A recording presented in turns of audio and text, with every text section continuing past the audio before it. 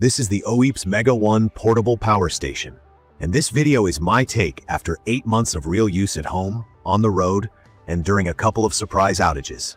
I bought it for the combo of a 2000 watts pure sine wave inverter, fast charging, and a Life PO4 battery in a package that's easier to carry than most units with the same output.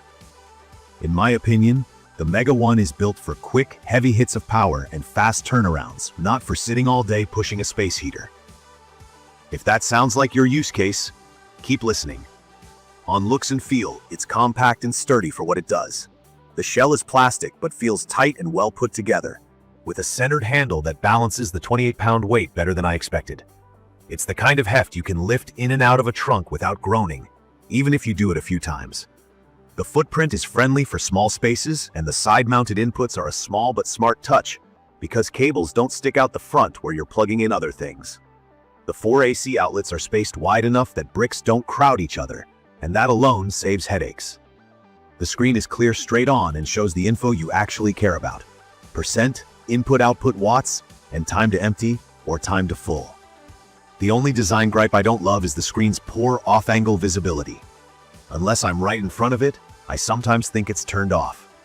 It's not a deal breaker, but it does clash with the otherwise thoughtful layout. From my experience, the Mega 1 punches above its physical size. The inverter is legit 2000 watts continuous with a 4500 watt surge, so it handled my microwave for quick meals, a drip coffee maker, a shop vac, and a circular saw on a fence repair day. My older refrigerator had no issue starting on it, which is usually what trips up smaller stations. For a storm outage, it kept the fridge humming, ran lights in my router, and gave me enough runway until power came back. Runtime is where expectations matter. The battery is 1024 watt hours, and once you factor in inverter losses, it feels closer to around 850 to 900 watt hours usable in real life. That means a 1500 watt space heater chews through it in roughly half an hour. That's not a fault, it's just physics. High draw equals short runtime. If you want a long marathon, you'll either sip power with smaller loads or add an expansion battery. I tried a night of CPAP without the humidifier on AC power and made it through until morning, though I kept an eye on the percentage. For folks who use 12-volt fridges, the regulated 12-volt port and the extra DC barrel jacks are steady and reliable, which is nice because some brands have dropped those. Charging speed is the most impressive part.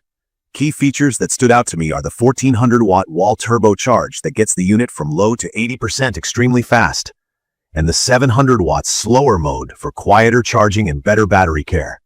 I use the slower setting when I don't need to turn it around in a hurry. On solar, the 800-watt max input with a solid MPPT controller is a big win. With good sunlight and a properly sized array, it refills much faster than other stations I've owned.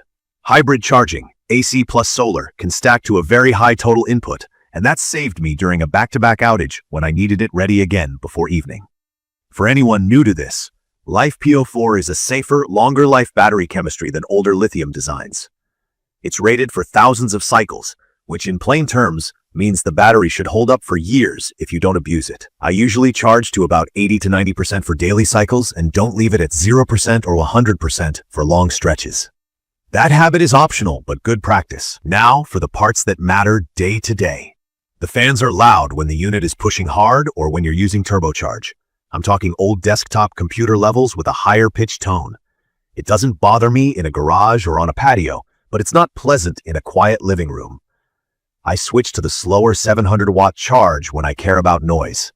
I also learned to position it a bit away from where people are sitting, and that helps. Another quirk that's worth knowing: during big surges when something starts up, the voltage can dip briefly. It usually recovers, but I don't run sensitive electronics like my tower PC at the same time as a heavy appliance. The manual hints at the same advice, and I think it's smart. For backup power on routers, lights, and a fridge, the unit has an EPS or UPS-like mode with under 20 milliseconds transfer. That means if the grid drops, it switches fast enough that most devices won't notice. It's not a true online UPS, so I don't treat it like mission-critical protection for servers or medical gear. For everyday home use, it's been seamless. The app is fine, not flashy. I use it to toggle outputs, change the charging speed, and check watts from the couch. Connection over Bluetooth has been reliable, and Wi-Fi works once you set it up. It doesn't feel fancy, but it gets the job done. I like that it supports bypass charging, so I can keep devices powered while the station is charging. That's handy for my small chest freezer pair during storm season. On the accessories front, the included AC cable, car to Anderson, and MC4 to Anderson made setup straightforward with my panel kit. No hunting for special adapters. The expansion story matters with this unit. The base battery is the sprinter, and the B2 external battery turns it into more of a distance runner. Adding expansion bumps capacity to a huge 5 kilowatt-hour total, which changes how you can use it for overnight heat or long boondocking. The trade-off is portability. You lose the pick-up-and-go vibe and move toward a semi-stationary setup. For me, that's a fair path. Start small, grow if you need to. What I like most, and where I want to keep the focus, are the things that make it easy to live with. From my experience, the power-to-weight ratio is excellent. I don't dread moving it. The AC outlets are spaced like someone actually uses chunky plugs. The side inputs keep cables clean when this sits on a shelf.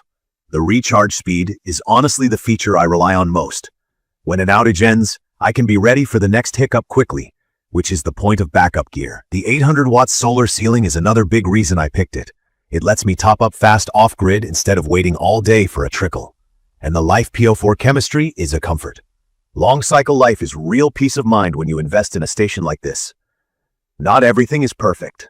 The display angle is frustrating sometimes. I still wish there was a built-in light, and the fan tone is sharp under load. I had one scare after a long day of high solar input where it wouldn't wake on the first press. I unplugged everything, let it sit a couple minutes, and it came back.